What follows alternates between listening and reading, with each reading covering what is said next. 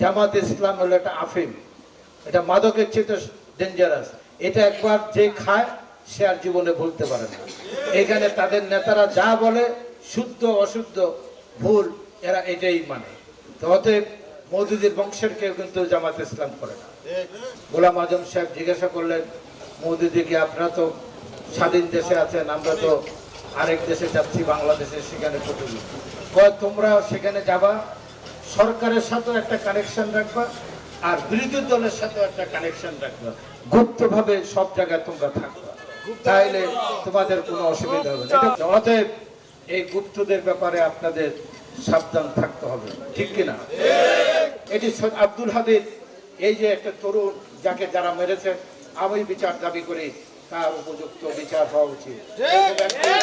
এরকম একটা তরুণ টকবগে জাতীয়তাবাদী নেতা তাকে মেরে ফেলেছেন, কারা মেরেছেন এটাও আগামী দিনে বের হবে।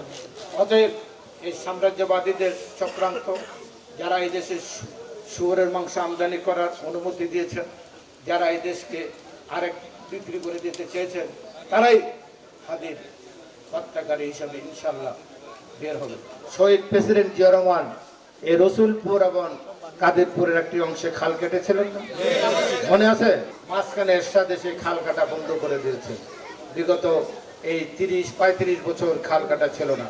এটি যদি অব্যাহত থাকতো তাহলে বাংলাদেশের খাদ্যে স্বয়ং সম্পূর্ণ না, বাংলাদেশ কয়েক লক্ষ টন খাদ্য বিদেশে রপ্তানি করতে পারত।